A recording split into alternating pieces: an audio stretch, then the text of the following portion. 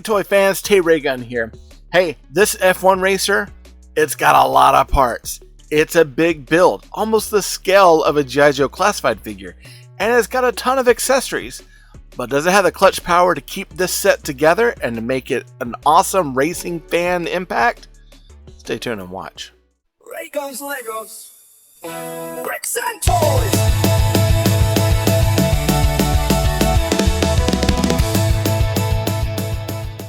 Alright, build fans, toy fans, I'm here with another one of our builds. Now, I've had this built for a very long time. I've had lots of time to play with it. I think I built it over the summer on live. You could always find those videos on my channel.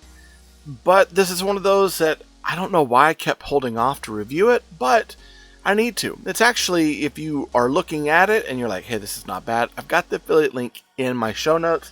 So that way you can get it from the shop, help out the channel. Now this is Mould King. We've had Mould King items before. This is set 10035. And it's got 1,603 pieces. Now there's a lot. And it's a creative idea set. So it is a big, kind of detailed build. And it's the Mould King, which I think we had the Hurricane STO. Now, this doesn't have a spot for a minifig. It's not minifig scaled, and it doesn't have any spot to put a figure. It is truly just a creative idea sort of set, and it is an F1 racer. Pretty cool overall, but there might be some things in it that are just kind of questionable, and as we get into the review, we'll talk about it, right? So we'll do as we always do with our reviews, so that way we can all become better brick building purchasers. And we're going to look at the box, we'll look at the booklet, and then we'll look at the build last, and then I'll just give you my generalized opinion there towards the end. Alright, so let's look at that box.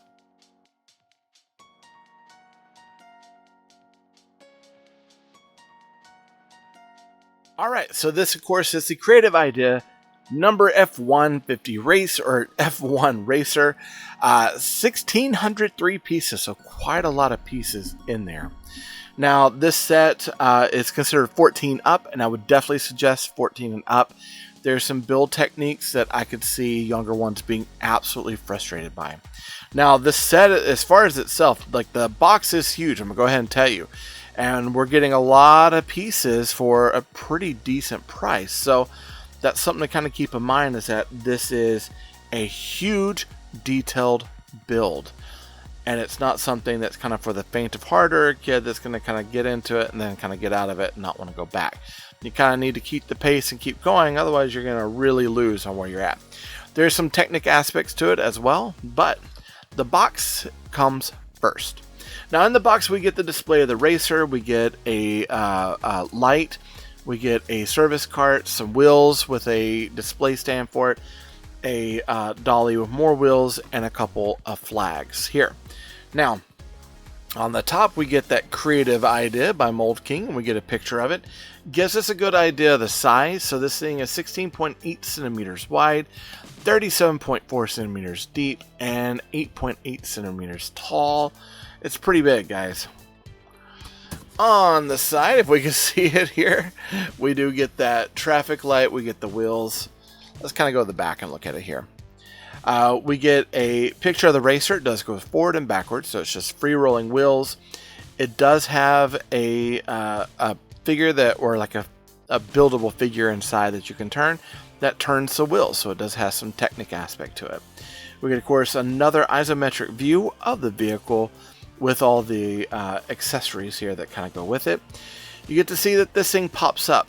I will go ahead and tell you, once it snaps into place, it doesn't really pop up. So I feel like this is kind of a missed item here. This doesn't feel quite as honest as I would want. This, however, is a pretty honest idea. It's got, of course, your exhaust, manifolds, things like that, and you can pull the sides off to look into it. You can't actually do that. When we get in the toy review, I'll show you all of that, which is pretty awesome. Other side of the box. Oh my goodness. See, this is how big this box is, right? Other side of the box just has the other parts. It shows this and this. That's pretty much it on the box. There's really not a lot going on with the box. It's Got some pictures of it. There's a lot of things that kind of tell you what it is.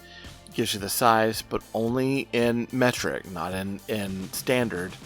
So that's something to keep in mind. If you want to translate that, you can do that on your own. I'm just going to read from our box. Hey, let's look at that booklet.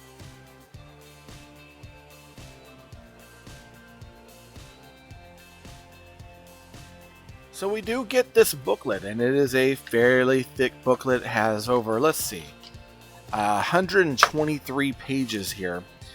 But it's Mould King. You see, creative idea. A lot of the same pictures we've had before. On the back, much like the box, we have that same isometric look of the back of this thing. And inside is when we break it down. Now, they have us breaking down bags 1, 2, 3, 4, and 5. And they do show you something I like that Mould King does. It shows you what pages you're going to be opening these bags to, which I enjoy. And from what I remember, the bags were clearly marked together, kind of all back together. We do get a couple size guides here, and it shows us everything that's going to be in bag 1. Process pretty easy to follow, nothing too complicated, though I would say when you get in the technique aspect and certain build techniques, especially as you get into engine parts, you're going to want a little bit more technical savvy. Now, there are some areas of the build that I was just a little bit concerned, just because clutch power overall, after we're done, did not seem to fit quite the way I wanted to. It's constantly something I'm having to re-snap together, but I could see over time probably taking this apart, rebuilding it, and just building it stronger with a little more emphasis on what I'm doing at the time instead of being on live. So this is one of those, it's a lot of pieces, it takes a lot of time.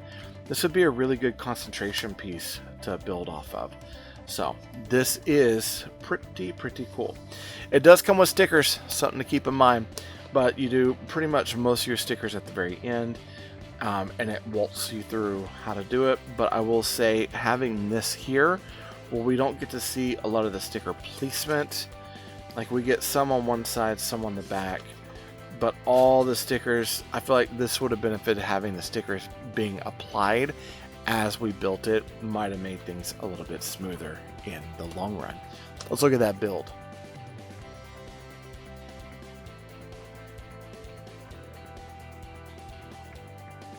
Let me go ahead and say, there's a lot here, and this takes up a ton of room. So I figure what would be easiest for us is we're going to go down kind of each section. So we'll look at each kind of build, and then we will kind of look at the racer, and then we'll finish this off. Does that sound like a plan? Let's get into it. So the first thing I wanted to start on is actually this cart here that deals with the actual mechanics of the car. This was probably one of my favorite pieces out of this set. Now, I happen to really like this a lot. I thought the build of this was nice. Looks good. There's not as much room in as you think that you would have for things, but there's some interesting tools, built tools, things on it that just look kind of cool. They look the part, and they're a lot of fun. Now, I put my extra pieces in there. I forgot about that. So I've got, here, let me kind of get this guy out. We do get a few, get out of there. We do get some extra, like, small pieces in case we lose some stuff. It does have those rolling wheels that go back and forth. Lots of texture up top. We do have 2 opening cabinet doors, 1 on each side. On the back, we get, of course, a detachable hose to hook up to things, I guess, for tires. You get this kind of simulated air tank, which is nice. We do have some snap-off tools, like this wrench that is made from, we'll kind of look at it. It's made from a droid arm and a post and a Technic stud. As well as this kind of interesting looking wrench tool here that uses a Technic piece and a droid claw. There we go. I'm having a hard time holding some of these. On the other side, we get, of course, a regular wrench. So we've seen these. These come with our minifigs quite often. Now, we didn't get a hammer. Instead, we got a brick-built hammer, which I thought was pretty cool. And no studs exposed, but it works. And then on the back, we get, I guess this is supposed to be like a tire wrench. And then we get this piece here, which maybe is for the gas, to plug that up to the gas tank, and then there you go, it's good for the go. Let's look at the next part. The next two pieces I want to look at are actually these two. So we get one of which is a tire rack. So you can have this set up if you have a pit area that you have set up. Uses basic tiles and those wedges or slopes in order to put the tires on and stop them there. And you get 4 of these big rubberized tires. These are actually pretty cool, and I like the yellow on those. It's very bright. Then we get a dolly that is built strictly out of plates and tiles. A little bit of technic work in there. It does have rolling wheels on the back, as well as a kind of stopper here. So if you want to put the tires on there, let's see, balance it out just like that for display. You can balance it with it going all the way down. You can, plug it up like that, however you want. But I tend to just do it kind of like that. I think that looks pretty cool. So it's got a bit of a kickstand to it that allows you to display this up to the tire rack so you can kind of show them off together. Let's look at those next parts. All right, and the last few pieces are the light here that shows you when it's time to go. We've got this kind of a pit stop, and then of course the racing flag letting you know it's time to go. So we got a checkered flag, which uses a standard flag. This feels like it should have been more for a minifig. It feels a little small in comparison to the other parts in the set. This feels like a good, just kind of randomized stop for your pit. That size makes sense. And this thing is huge. One of the main problems that I have with this is that this set here uses a lot of these Technic posts with red number 3 post inside. So it spins around and it doesn't feel quite as sturdy as I would want it to be. It does flop around a little bit. So I'd like to see maybe something that had a little bit more of a like a piece that would have fit in that had a crossbar. Maybe I could put tape on there, just something to hold that into place a little bit more. It's built really well, and it's an interesting way of building it. I don't like how floppy it is. I'd like to see something a little bit more sturdy in the long run. All right, and this is the build. I'm gonna go ahead, state it now. As I was picking this up and moving it onto the table, and it's a big build, right? I had several pieces break off. They broke off, I had to rebuild, put it back on, find it, and they're breaking off in chunks. And some of the problem I'm seeing is that there is some clutch issues with certain plates and certain tiles. That's first and foremost. Second thing is that the way some of this is built together, it's done in big blocks instead of being staggered throughout the build. There's a part of me that thinks I should just go back and rebuild it, because there is room to rebuild it to make it stronger. But all in all, it is more of a model than a toy, and it is very fragile all in all. So if a part breaks off, understand, I'm going to try to fix as I go, try not to crash out. But this does have some clutch issues and a few issues with the way that it's built. And that's something I want you to keep in mind. When they say 14 up, this really does feel model level and less Lego play level. So let's kind of look into it. So all in all, we've got this huge racer, and it does have free rolling wheels back and forth. We do get, see, look, a turn radius here, and one of those things I was talking about automatically, look right there. So there's parts of this that are built in huge chunks, and of course it's got drive shafts and everything else in there. Normally this thing would move and display by flipping one thing into another, but there's key areas where, like, this whole section is held on by 2 studs. This whole section is held on by just 4 studs, but it also breaks off because of the way that it's got pressure. Instead of integrating this into the actual frame itself, they built everything on top and then chose to plate the Technic portion in the back, which now is loose and breaks off. There's things in this, it's like, overall, it's a great looking model and it's beautiful. But the way that they chose to build certain things makes zero sense to me, all in all, in the long run. The other area is this, being held on by 2 studs, with no returning plate underneath to hold this down. It would have made sense just to put a small, sweeping slope plate underneath it to hold that down. This is supposed to be held down by a plate, but it doesn't, and this piece consistently breaks off over time. So if you're into the displaying, like I'm just going to display it, put it out there, not that big of a deal. If I wanted to keep this as is, honestly, I'd be gluing some of this together, because we have areas where we have problems with the build all in all. Do I think it's worth the money? Yeah, I mean, not bad. Like, it was an interesting build, it was a fun build, it was entertaining. What's not entertaining is the aftermath portion. Now, there are some good things about this build. If we can get that out of the way.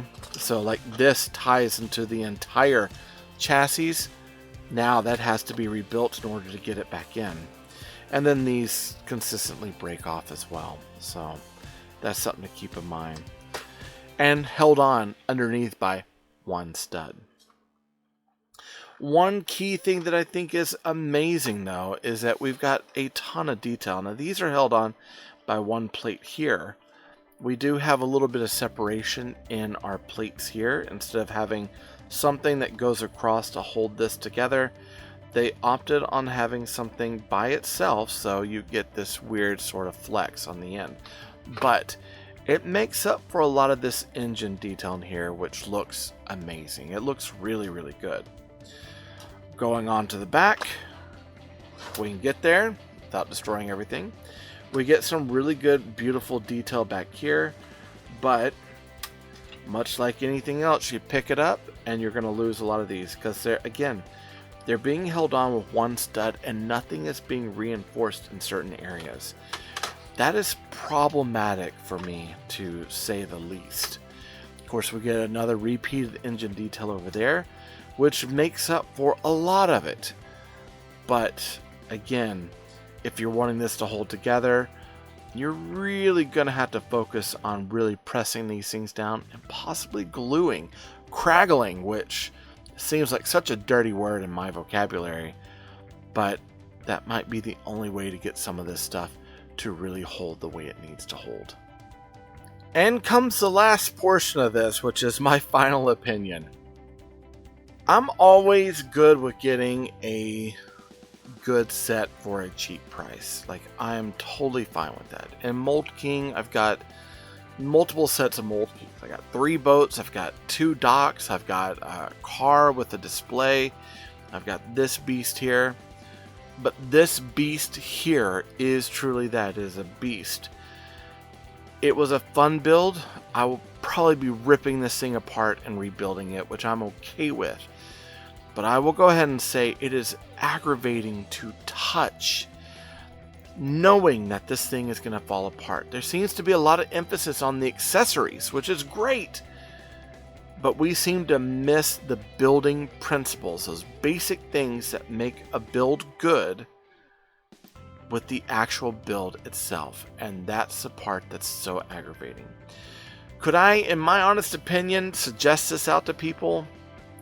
Oh man, it's one of those where I would definitely say, if you're willing to work around it and you want just a good build that has a lot of detail in it, yeah, this is the way to go. If you don't want to spend a lot of money on it, yeah, this is the way to go. You want something that's going to be able to be moved and played with and rolled, and probably not, because this is going to end up becoming the bane of your existence when it comes to just touching the model. So that's definitely something to keep in mind. So I would suggest it for some, wouldn't suggest it for most. If you want to get it, it's down in the show notes. It's about as far as I can go with that one. Be sure to subscribe, hit that bell for notifications to be alerted if anything comes from me to you. Comment down below and like this video. It helps YouTube know that you like what I'm making. Want to help out the channel? Be sure to get something out of the affiliate link down below or in the shop in the link tree in the bio. Hey, I love you all. Jesus loves you more. There's nothing you can do about it. Good luck with the build and happy brick hunting.